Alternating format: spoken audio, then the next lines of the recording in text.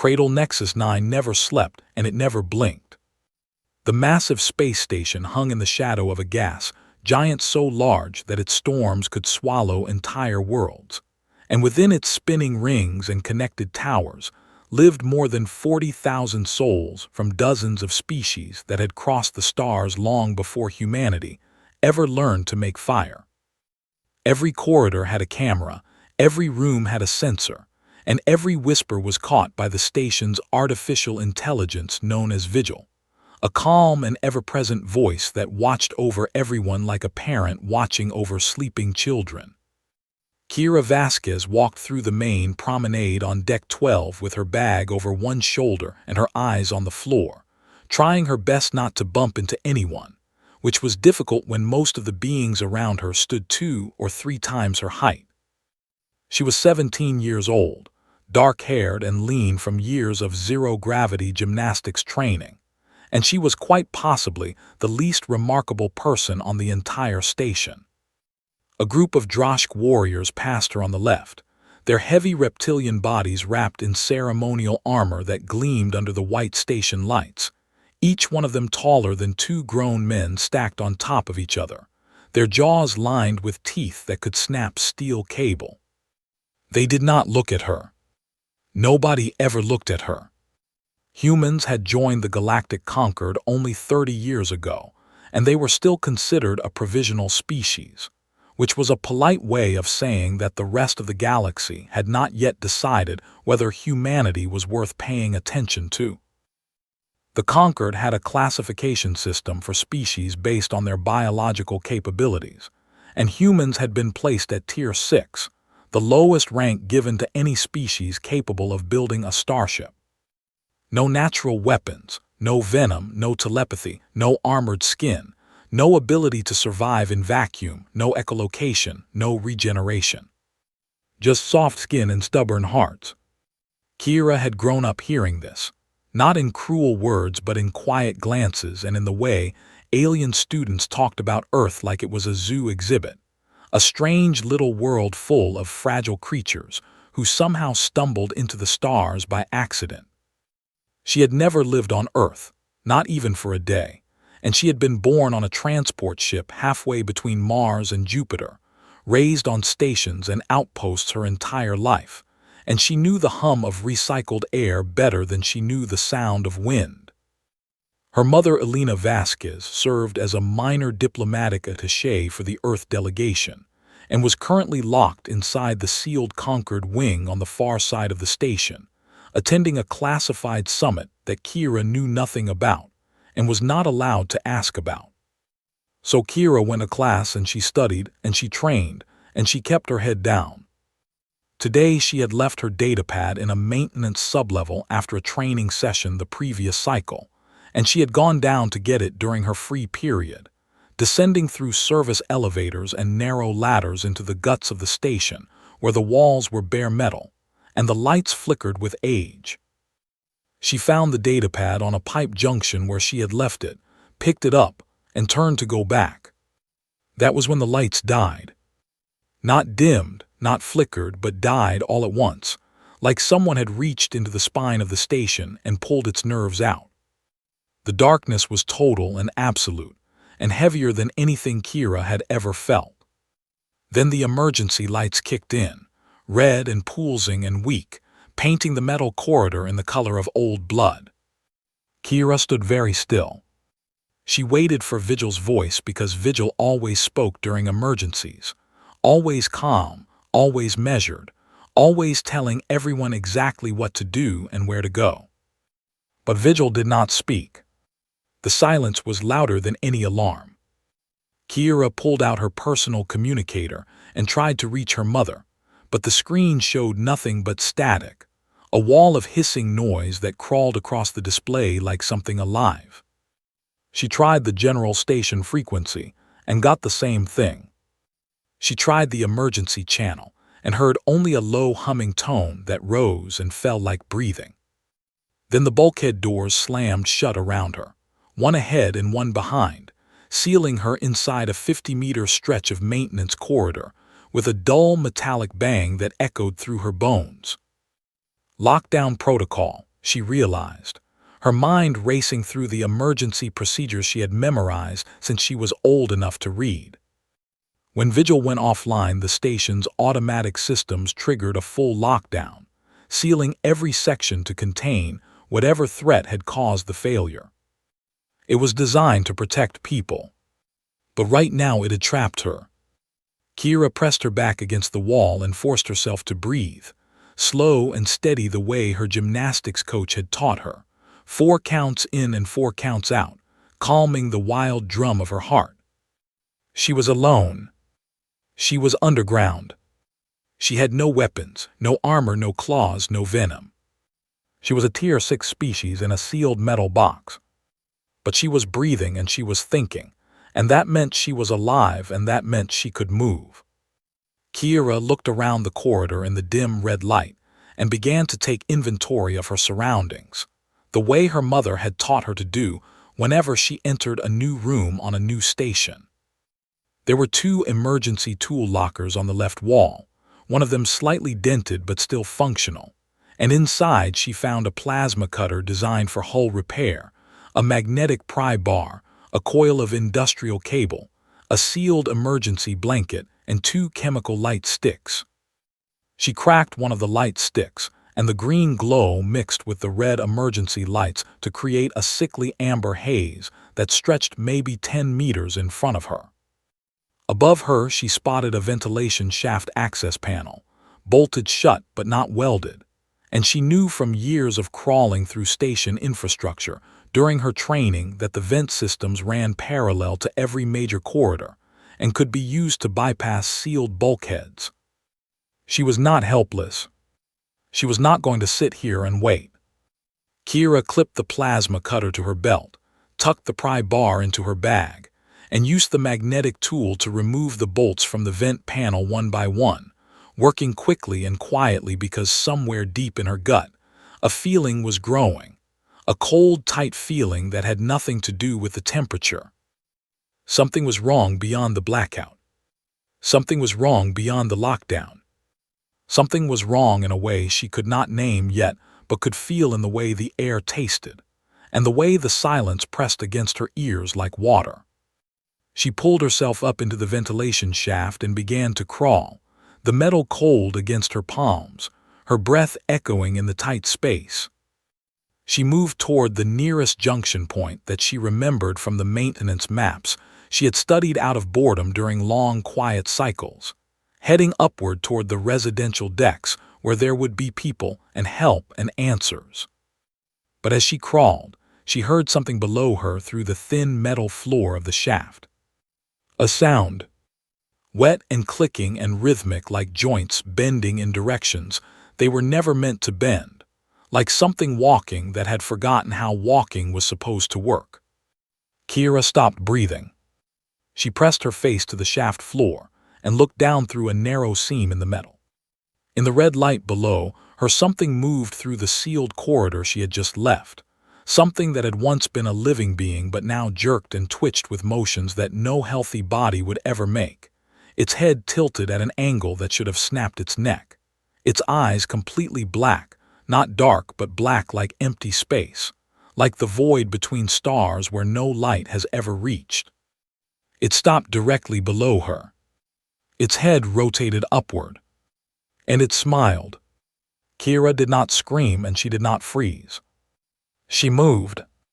In the dark, in the silence, with no one watching and no cameras recording and no AI guiding her steps, the human girl moved, because that was what humans did when everything else failed. They moved.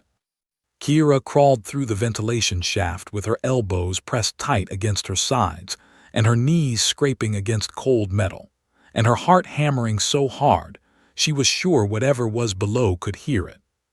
She did not look back. She had learned a long time ago that looking back only slowed you down, and right now speed was the only thing keeping her alive. The shaft was narrow and dark, and the only light came from the chemical glow stick tucked into her collar, casting a faint green circle that bounced with every movement she made. And beyond that circle, there was nothing but blackness stretching ahead like a throat waiting to swallow her whole. Behind her and below her, she could hear the wet clicking sounds multiplying. Not one set of broken footsteps now, but several. Moving through the sealed corridors beneath the shaft, with a terrible coordination that told her these things were not acting alone. They were connected. They were hunting together. Kira reached a junction where the shaft split into 3 directions, and she paused for half a second to orient herself, pulling the map of the station from her memory the way other people might pull a book from a shelf, picturing the layout in her mind, the residential decks above, the engineering sections below, the central promenade running like a spine through the middle of the station.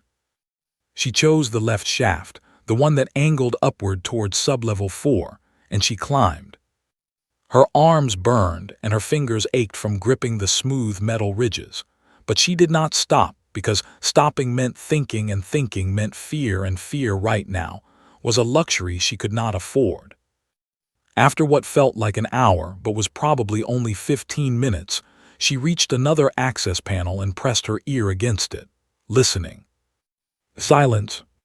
She used the pry bar to pop the panel open and dropped down into a corridor on sublevel 5, a residential service hallway lined with storage compartments and water recycling units. The red emergency lights pulsed here too, but the air smelled different, sharper, with a faint chemical tang that she recognized as fire suppressant, which meant something had burned somewhere nearby. Kira moved down the corridor in a low crouch, the plasma cutter in one hand and the pry bar in the other, and she checked every shadow and every doorway before she passed it. That was when she heard the crying. It was not a human sound. It was higher and faster, and had a clicking rhythm underneath it like someone tapping 2 stones together while sobbing, and Kira recognized it immediately as the distress call of a Quelari, one of the insectoid species that made up a large portion of the station's population. She followed the sound to a storage compartment at the end of the hall and found the door hanging open. Inside, curled into a ball between 2 supply crates, was a Quelari child. The child was small, barely reaching Kira's waist, with a delicate exoskeleton the color of pale amber, and 4 trembling arms wrapped around its own body and wide, multifaceted eyes that reflected the red light like shattered rubies. Kira recognized the child from the education wing, where they sometimes shared classes. Sen, that was the name, a quiet and gentle child who liked to draw pictures of stars and who always sat in the back of the room. Sen looked up at Kira, and the clicking grew louder and more desperate, and Kira did not need a translator to understand what the child was saying. "Help me, I am scared. Please do not leave me here." Kira knelt down and held out her hand, palm up, the way she had been taught to greet Quelari, a gesture of openness and trust. "I am here," she whispered, keeping her voice low and steady despite the fear clawing at her throat. "I am not going to leave you, I promise." Sen stared at her for a long moment, and then reached out with one small trembling claw and wrapped it around Kira's finger. The grip was weak and fragile, and Kira felt something shift inside her chest, something that pushed the fear down and replaced it with something harder and sharper, something that felt like a wall being built around her heart, not to keep the fear out, but to keep something else in. She was not just surviving for herself anymore. She lifted Sen onto her back, and the child clung to her with all 4 arms, light enough that Kira barely felt the weight, and she moved back into the corridor. She needed to go up. She needed to reach the main decks where there might be other survivors, where there might be security officers or sealed safe rooms or some way to contact the outside. But first, she needed to understand what she was dealing with. The answer came sooner than she wanted. 3 corridors later, she turned a corner and came face to face with something that had once been a Velesi researcher, one of the tall, graceful beings with translucent skin that usually glowed with soft bioluminescence. This one was not glowing. Its skin was dark and mottled, and its body moved in sharp jerking motions like a puppet being controlled by someone who did not understand how joints worked. its long arms swinging at wrong angles and its neck twisted to one side, and its mouth open and moving. The voice that came out was not one voice but many, layered on top of each other like echoes in a cave, and they spoke in the common trade language that every species on the station understood. "Why do you run, small thing? There is no vigil here. There is no one watching. There is no one coming. The cameras are dark and the doors are sealed and you are alone. Lie down and let us in. It will not hurt.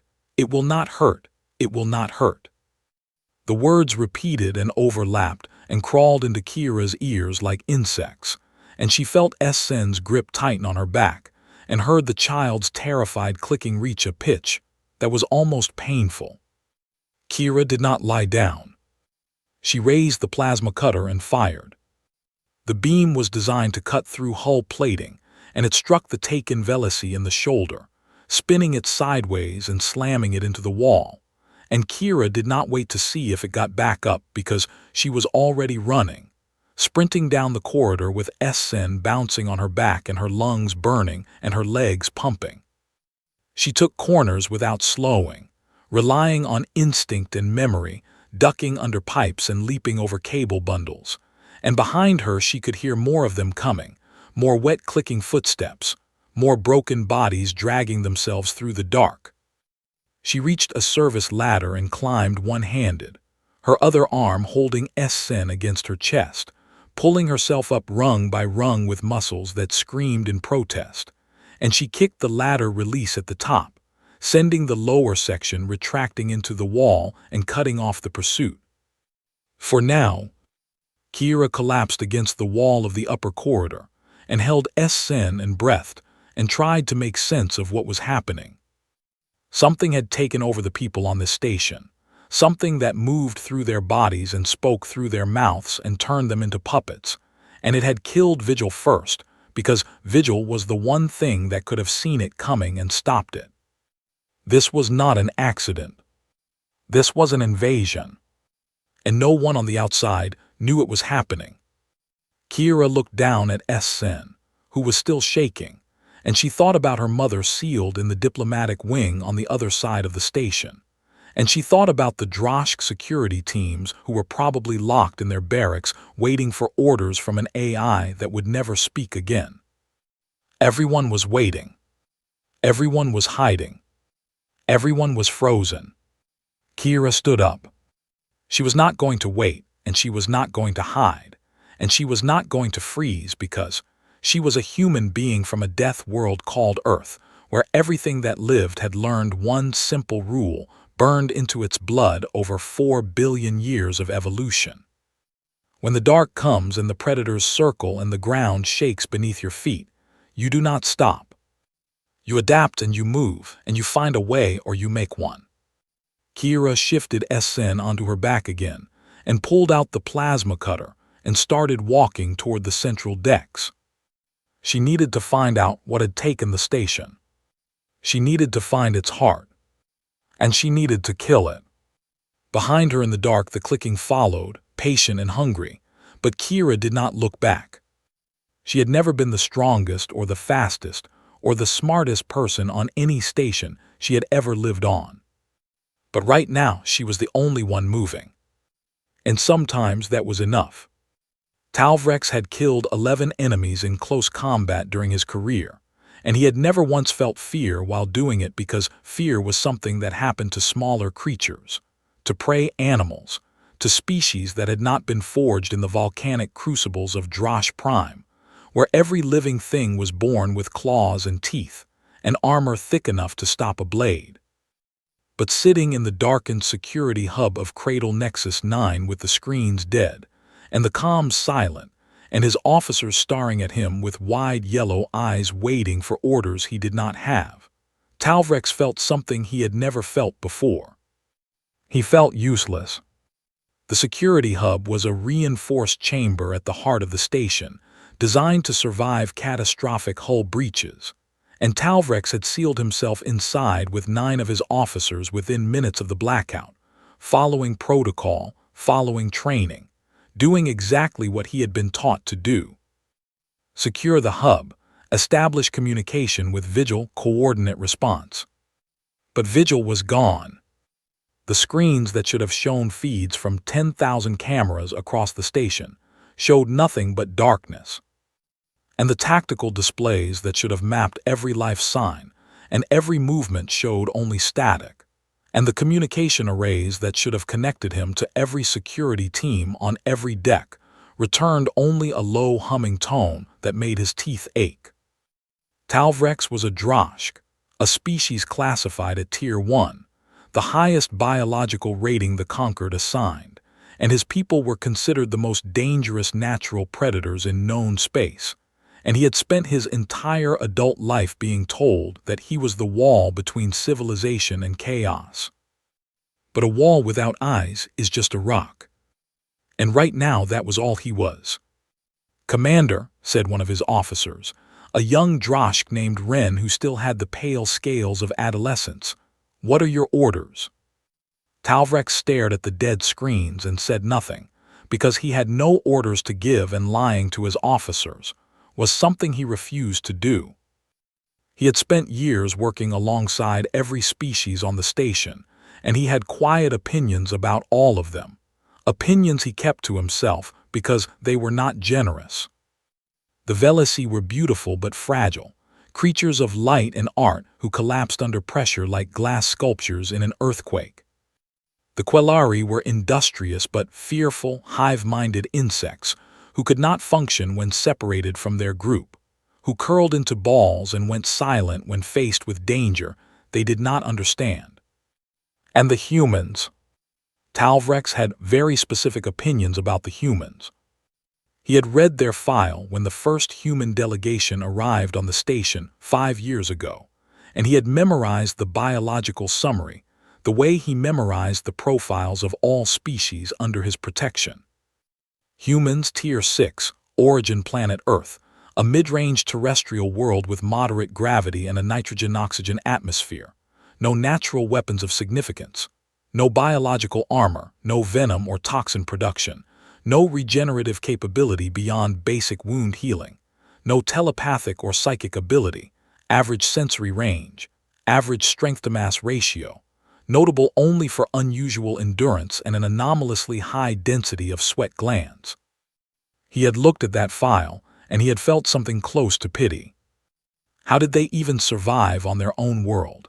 He had wondered, and the answer according to their own records was that for most of their history they barely did, spending hundreds of thousands of years as prey for larger animals before they learned to make sharp rocks and pointed sticks. Sharp rocks and pointed sticks. That was the foundation of humanity's entire civilization. He had watched the human girl Kira in the corridors sometimes, small and soft and quiet, moving through crowds of beings that could crush her without noticing, and he had thought the same thing every time. How is she still alive?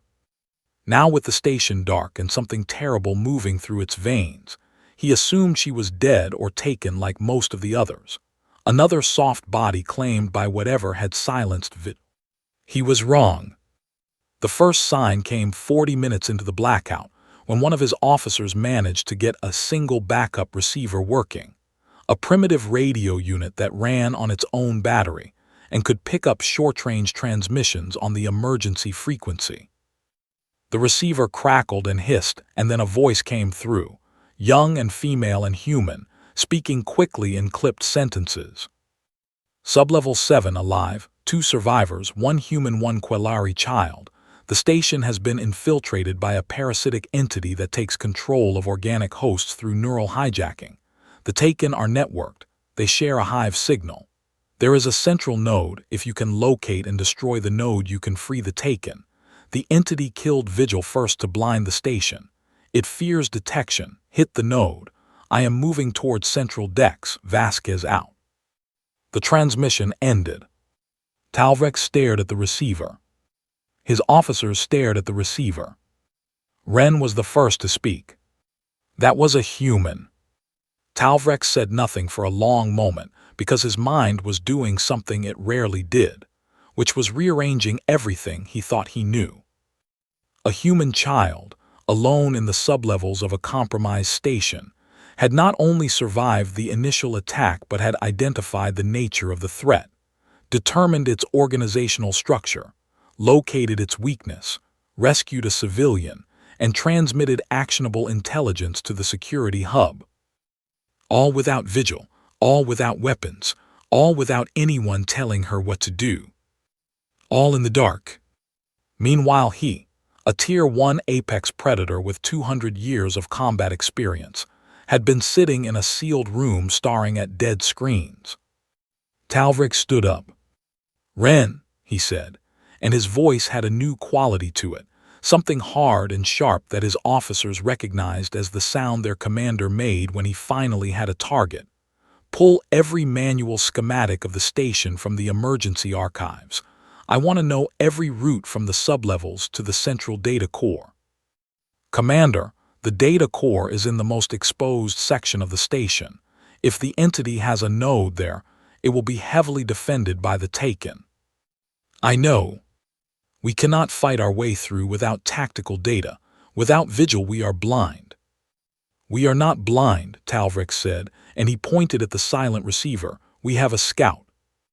Meanwhile, 7 decks below them, Kira was proving him right. She had reached sublevel 3 and was working her way through a service corridor that ran parallel to the main promenade, and she could hear through the walls the sound of hundreds of feet shuffling in unison, the Taken moving together like a single organism, patrolling the open spaces in patterns that she watched through ventilation grates and committed to memory. They were organized, she realized, not random but deliberate, covering the main routes and guarding the access points to the upper decks, and they moved in waves that swept back and forth like the breathing of something enormous. But they had a blind spot. The maintenance tunnels, the service shafts, the ventilation system, all the narrow spaces built for repair drones and small technicians, spaces too tight for most alien species, but perfectly sized for a 17-year-old human girl. Kira mapped the patrol patterns in her head and timed them and found the gaps between the waves, and she moved through those gaps like water through cracks in a wall, silent and careful and relentless. Sen clung to her back and had gone quiet, not from calm but from a deep paralyzing terror that had locked the Quelari child into stillness, and Kira could feel the tiny claws digging into her shoulders, and she kept whispering reassurances even though she was not sure Sen could hear them. She reached an observation grate above the main promenade and looked down, and what she saw made her stomach drop. The promenade was full of Taken, hundreds of them, Velisi and Quelari, and even a few Droshk, all standing perfectly still in the red emergency light with their heads tilted upward at the same angle, and their black eyes staring at nothing, and their mouths moving in silent unison. And at the far end of the promenade, visible through the massive viewport that looked out onto the station's central structure, she could see it. The node. A massive pulsing organic mass fused to the exterior of the central data core like a tumor growing on a brain, dark and wet, and threaded with veins that spread across the hull like roots, and it pulsed with a rhythm that matched the breathing pattern of the Taken below. It was alive and it was aware, and it was the heart of everything that had gone wrong. Kira stared at it and felt the fear rise in her chest like floodwater, cold and heavy and overwhelming. And then she did something that no conquered biological profile had ever predicted a Tier 6 species could do. She started planning how to kill it. She pulled a wall panel loose and began stripping wires, building something from nothing, because that was what humans had always done since the first cave and the first fire and the first sharp rock. They looked at the impossible and they said no. Not today. The hollow spoke to her. Not through one mouth or 10 mouths, but through every Taken body on the station at once. A chorus of stolen voices that resonated through the walls and the floors and the air itself, until the words seemed to come from everywhere and nowhere like the station itself had learned to talk. "We see you, small thing." Kira froze in the ventilation shaft above Deck 3, with her hands pressed flat against the cold metal, and SN trembling against her back, and her heart slamming against her ribs so hard she could feel it in her teeth. We have consumed 412 species across 9 galaxies, and in every case the pattern is the same. First the strong ones fight and fail, then the clever ones hide and are found, then the rest surrender and we grow. You are none of these things. You are small and weak and alone, and yet you move through our body like a splinter we cannot reach. Kira did not answer because answering would confirm her exact location, and she was not going to give this thing anything it did not already have. We know what you are. We have read the files in the machine we killed.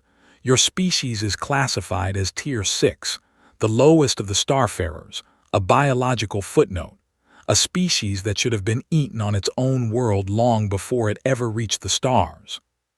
The voice paused, and when it spoke again, there was something in it that Kira had not expected. Confusion. And yet you are the only one still moving. Why is that? What are you? Kira kept crawling. She had spent the last hour studying the station's emergency systems through maintenance panels and service terminals that still had local battery power, and she had found what she needed. The station's emergency discharge system was a failsafe designed to purge electrical surges from the central data core in the event of a catastrophic power spike, and it worked by generating a massive electromagnetic pulse focused on the core and the surrounding sections. If she could trigger that pulse, it would fry everything electronic and biological in a 200-meter radius around the core. And since the Hollow's node was fused directly to the core, it would take the full force of the blast. The node would die. The Taken would be freed. But there was a cost.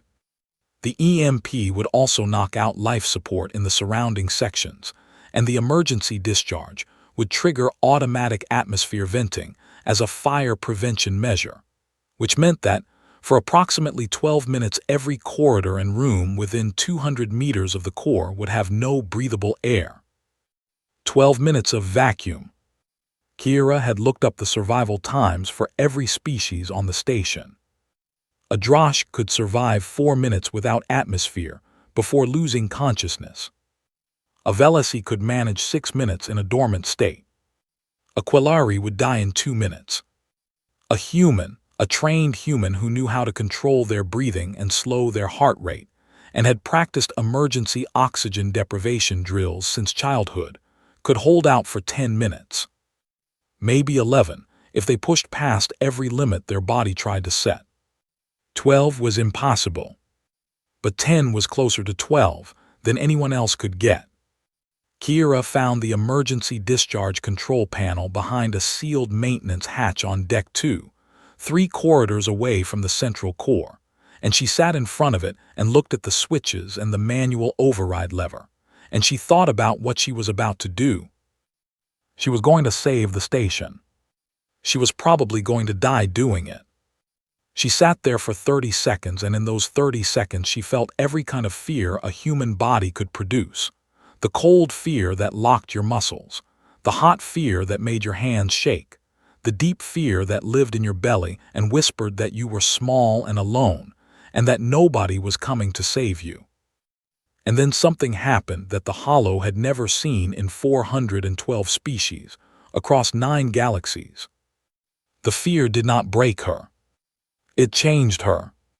Kira's pupils dilated, and her heart rate spiked to 160 beats per minute, and her adrenal glands dumped their entire payload into her bloodstream, and her muscles tightened and her senses sharpened until she could hear SN's breathing and the hum of the emergency batteries and the distant shuffling of the Taken 3 decks away. Every cell in her body screamed with a single unified message that had been written into human DNA by millions of years of running from predators in the dark on a world that wanted to kill everything on it. You are in danger. Move faster. Think harder. Do not stop until the danger is gone, or you are dead. Kira opened the emergency pod built into the wall beside the control panel and placed SN inside. gently prying the child's claws from her shoulders and looking into those wide, terrified, multifaceted eyes. "You are going to be safe in here," she said, and her voice was steady even though her hands were not. "This pod has its own air supply and its own power, and nothing can get in. I need you to stay here, and I need you to be brave. Can you do that for me?" SN clicked softly and reached out and touched Kira's face with one small claw. Kira closed the pod and sealed it and turned back to the corridor. The Taken were coming. She could hear them, dozens of them, drawn by the Hollow's awareness of her location, their broken bodies shuffling and clicking through the corridors in a converging wave. Kira had maybe 3 minutes before they reached her. She worked fast. She rerouted the discharge sequence to bypass the safety locks that would normally prevent the system from firing without Vigil's authorization, using the pry bar to crack open the control housing, and the plasma cutter to sever 2 specific relay connections, and a length of industrial cable to bridge the gap between the manual override and the primary discharge capacitor. It was not elegant work. It was human work, rough and improvised and held together by stubbornness and desperation, and the absolute refusal to accept that the situation was impossible. The first Taken appeared at the end of the corridor, a Droshk security officer with black eyes and a jaw hanging open at an angle that meant the bones had been broken to make room for something growing inside, and it charged at her with a speed that should not have been possible for a body that damaged. Kira grabbed the emergency bulkhead release on the wall and slammed it, and the heavy door crashed down between them, buying her seconds. More were coming from the other direction. She could hear them in the walls, in the ceiling, crawling through the same ventilation shafts she had used, learning from her, adapting. But not fast enough. Kira reached the discharge lever and wrapped both hands around it and pulled. The world turned white. The electromagnetic pulse hit the central core like a hammer made of lightning, and the Hollow's node shrieked, not with sound but with something deeper, a psychic scream that Kira felt in her bones and her blood and behind her eyes, and every Taken body on the station dropped to the floor at the same instant like puppets with their strings cut. The lights died completely. The air began to vent. Kira felt the atmosphere being sucked out of the corridor through the emergency vents, felt the pressure dropping, felt the cold rushing in as the heat went with the air, and she took one last deep breath and held it. The silence was absolute. No hum of life support, no pulse of emergency lights, no voice of an AI, nothing. Just the sound of her own heartbeat in her ears. She started moving. In total darkness, in a corridor with no air, she moved by touch, running her hands along the wall, counting the door frames the way she had counted them when she first walked this corridor an hour ago, her fingers finding the rivets and the panel seams and the junction boxes that told her exactly where she was. 1 minute. Her lungs burned, but she kept moving. 3 minutes. The cold was inside her now, deep in her chest, and her fingers were going numb, and her vision, already blind in the darkness, was narrowing even further as her brain began to ration its oxygen. 5 minutes. She stumbled and caught herself and kept going. 7 minutes. Her legs felt like they belonged to someone else, heavy and distant and unreliable, and she was running on something that was not strength and was not willpower but was something older and deeper. The same thing that had kept the first humans running across the African plains when the lions were faster, and the hyenas were stronger, and the night was full of teeth. 9 minutes. She could not feel her hands. 10 minutes. She fell.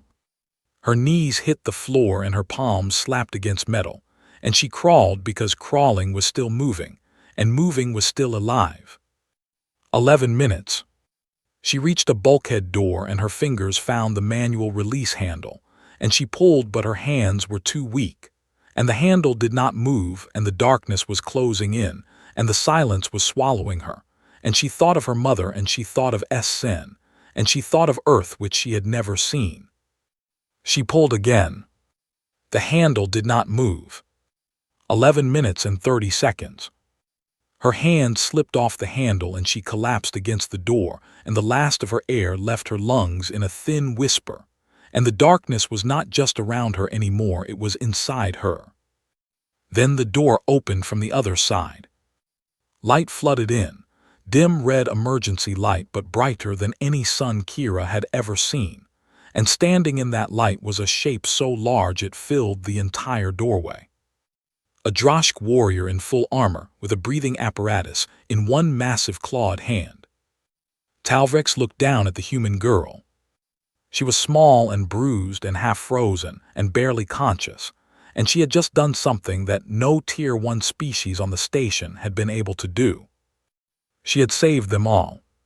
He pressed the breathing apparatus to her face, and she gasped, and the air rushed into her lungs like a river breaking through a dam, and the darkness retreated, and the world came back one piece at a time. She looked up at him with eyes that were bloodshot and exhausted, and still somehow burning with the same light he had seen in the eyes of warriors, in the eyes of predators, in the eyes of things that refused to die. "The child," she whispered, "SN Emergency Pod Deck 2, Section 9. Those were her first words. Not thank you, not help me, not I am hurt. She told him where the child was. Talvrex lifted her off the ground with one arm and carried her toward the medical bay, and he said nothing because there was nothing to say that would be adequate.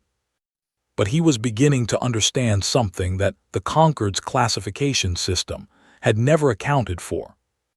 There were things in the universe more dangerous than claws and venom and armor. And one of them was a human girl who simply refused to stop. Kira woke up in the medical bay 3 days later.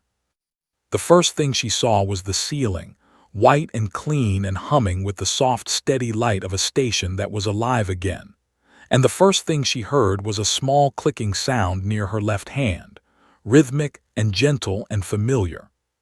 She turned her head and found Essen sitting in a chair beside her bed, all 4 arms wrapped around a blanket, wide amber eyes watching her, with an expression that Kira had learned to read over years of living alongside Quelari. It was the look they gave to things they considered precious. "Hey," Kira said, and her voice came out rough and broken like gravel scraping against glass. Essen made a high chirping sound and pressed one small claw against Kira's wrist, and even though Kira did not speak Quelari, she understood perfectly. "You came back."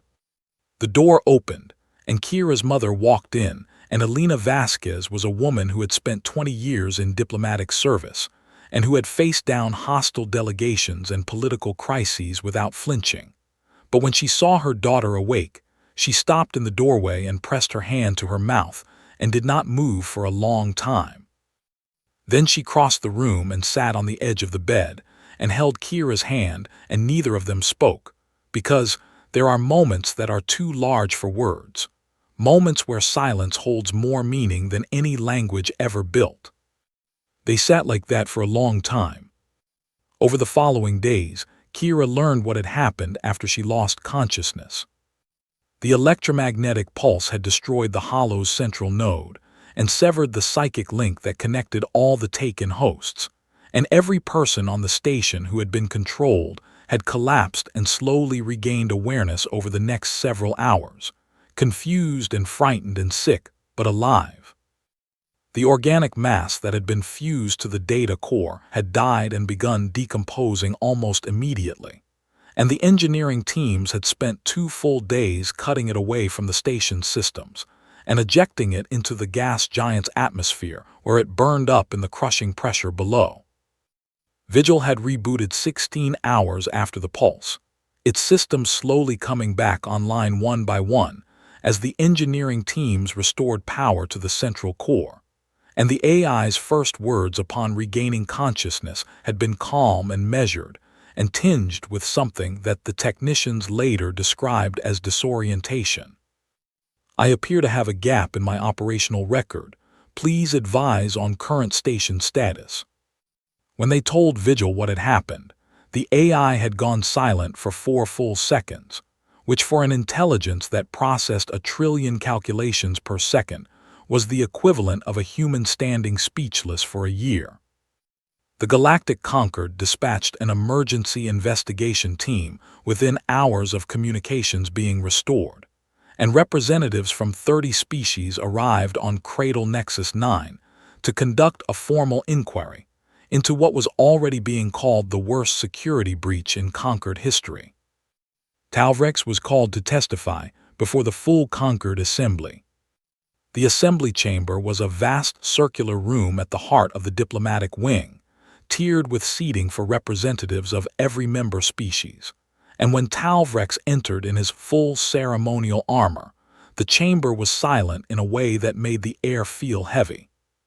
He stood at the central podium and looked out at the faces of 50 species, beings of every shape and size and biology, predators and prey, ancient civilizations and young ones, all of them watching him with the focused attention of people who knew that something fundamental had shifted in their understanding of the galaxy. He began with the facts. He described the blackout and the loss of vigil, and the lockdown protocols, and the systematic takeover of the station's population by the parasitic hive entity, now designated as the Hollow. He described his own response, sealing the security hub, attempting to restore communications, waiting for tactical data that never came. He described the responses of the other species on the station.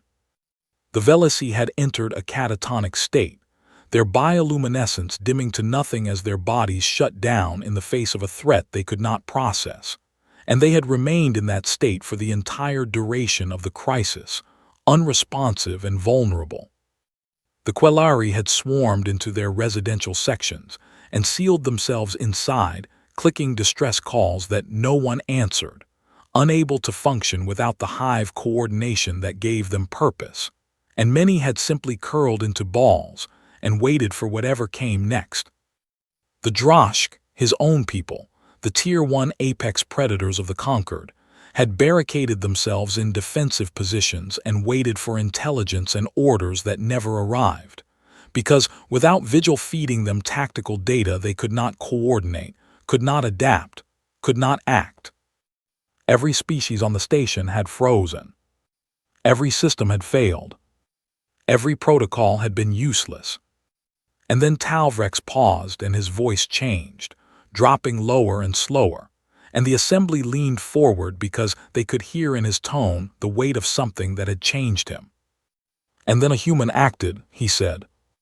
He told them about the transmission, the short burst of static that had cut through the silence like a blade, a 17-year-old human girl alone in the sublevels of a compromised station, sending tactical intelligence to a security hub full of paralyzed warriors. He told them about how she had identified the nature of the Hollow, mapped its communication structure, located its central node, and devised a plan to destroy it, all without access to any technology beyond a plasma cutter and a pry bar in her own mind. He told them about how she had carried a Quelari child on her back through corridors filled with taken hosts, slowing herself down, making herself more vulnerable, because leaving the child behind was something she was incapable of doing. He told them about how she had triggered the emergency discharge and destroyed the node, and then survived 11 minutes without atmosphere in a corridor with no light and no heat, navigating by touch and memory. Her body pushed past every biological limit her species was supposed to have. He told them that her first words upon regaining consciousness were not about herself, but about the child she had saved. The assembly was silent. Talvrex looked at them, at the Droshk representatives with their armored hides and their proud eyes, at the Velocii with their glowing translucent skin, at the ancient Morathi who had been crossing the stars for 1,000,000 years, and he said something that no Tier 1 warrior had ever said before the Concord Assembly. We classified humans as Tier 6.